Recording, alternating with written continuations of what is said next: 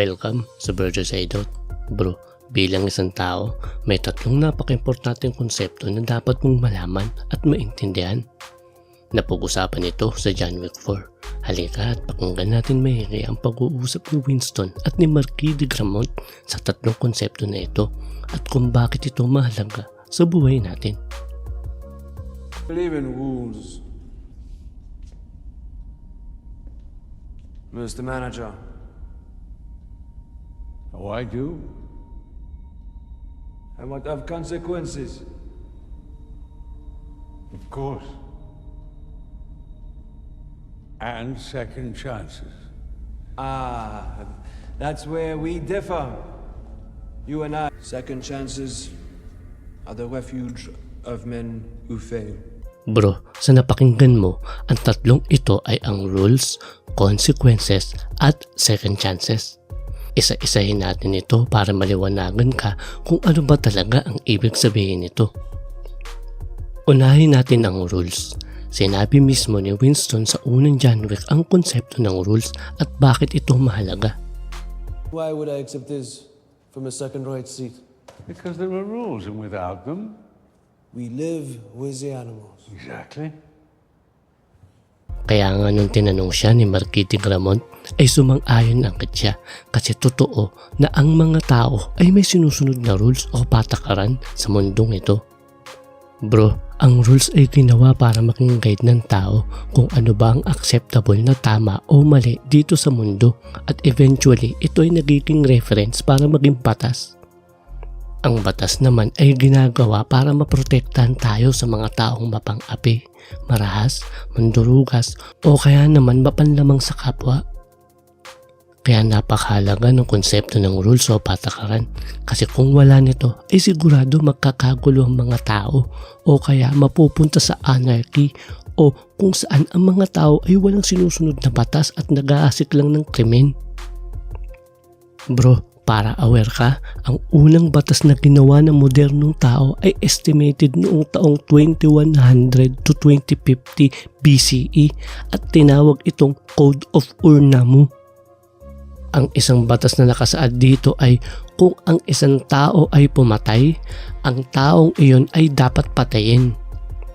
Ganun nakatagal, kahalaga at kalupit ang parusa sa paglabag ng batas dati at sinulat at itinaga pa ito sa bato para hindi makalimutan ng tao. Kaya nga bro, minsan kapag nangangako ang isang tao ay sinasabi nito na kahit itaga mo pa sa bato, dun nakuha yun kasi ang unang batas ng tao ay sa bato inukit. Pangalawa, ang consequences. Ang konsepto ng consequence o direktang resulta ng ginawa mo ay magbabase sa batas na sinunod o nilabag mo. Kung tama o sumusunod ka sa batas ay wala kang magiging problema o kaya naman minsan ay bibigyan ka pa ng gantimpala o reward dahil sa ginawa mo. Pero kung mali naman ang ginawa mo ay may karampatang parusa depende sa batas na nalabag mo at kung gaano ito kagrabe sa mata ng batas ng tao. Tulad ng pagnanakaw, panloloko o kaya naman pagpatay ng tao, ito ay mga halimbawa ng mga matinding kaso na paglabag sa batas ng tao. Kaya napakagrabe o malala ang kaparusahan sa mga ganitong kasalanan kasi ang mga ganitong tao ay mapanganib, bayolente at pang sariling interes lang ang iniisip nila. Bro, kaya pag may gagawin ka, pag-isipan mo muna ito maigi at ihanda ang iyong sarili sa kakalabasan o kahihitatnan ng ginawa mo. May batas din si Sir Isaac Newton na tinawag niya Newton's third law na sinabi, for every action, there is an equal and opposite reaction. Napakatotoo nito at applicable sa buhay natin, kaya nga bro may tinatawag na karma kung naniniwala ka man dito. Ika nga, kung puro kabutihan ng iyong ginagawa sa tao, ay malaki ang tsansa na kabutihan din ang isusukli at ibabalik sa'yo. Pero kung ikaw ay gumagawa ng kasamaan, kaharasan o pandurugas, ay sigurado ang kapalit nito ay kaparehas ng ginagawa mo. Pangatlo, ang second chances. Doon sa napanood natin video, sinabi ni Marquis de Gramont ay Second chances are the refuge of men who fail. O sang-ayon ako sa sinabi niya kasi napakatotoo naman ito.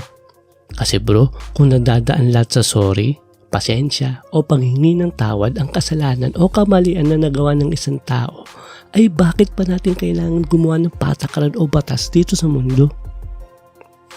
Oo, naniniwala ako pwede kang patawarin ng isang tao sa pagkakamali mo. Pero dapat ay pagdusahan mo ang katapat na kaparusahan na ipapataw sa iyo para ikaw ay matuto at maintindihan mo ang kamalian na ginawa mo. Halimbawa, tingin mo ba ang pagnanakaw ay tama kahit sabihin mo na para sa pamilya o para sa kabubuhay mo ito? Tatandaan mo maraming paraan ang pwede mong gawin at ang solusyon na naisip mo ay paglabag sa batas pang tao.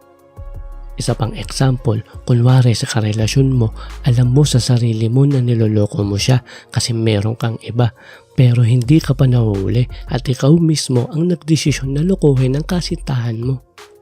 Tapos nung nahuli ka na, bigla kang hihingi ng tawad at pangalawang pagkakataon. Aba, parang mali naman ata at napakasarili mo naman. Kasi in the first place, kung hindi mo ginawa yun, ay hindi mo na dapat kailangan humingi ng tawad sa karelasyon mo. Hindi ganun umiikot ang ating mundo, kaya ang pinakamapapayo ko sa iyo ng paulit-ulit ay siguraduhin mo na pag-isipan mo maigi ang lahat ng gagawin mo at alamin mo kung tama ba ito o mali. Kaya siguraduhin mo na dapat handa ka sa kanumang kaparusahan o consequences na maaaring pwedeng mangyari o ipataw sa iyo. Ngayon bro, nalaman mo na ang konsepto ng rules, consequences, at second chances na sasaklaw sa buhay mo habang ikaw ay nasa mundong ito. Siguraduhin mo na naiintindihan mo ito maigi para mamuhay ka ng payapa at wala kang naaagabyadong tao. Kung may katanungan ka sa video na ito ay mag-comment ka lang at susubukan kong tulungan ka sa mga tanong mo. Meron din akong Facebook page, tingnan mo na lang sa description sa baba ng video at i-message mo na lang ako dun kung gusto mo. Paki-like at pag-subscribe ka na din para lagi kang updated sa bago kong upload. Salamat sa panonood at welcome sa Brother Side Out.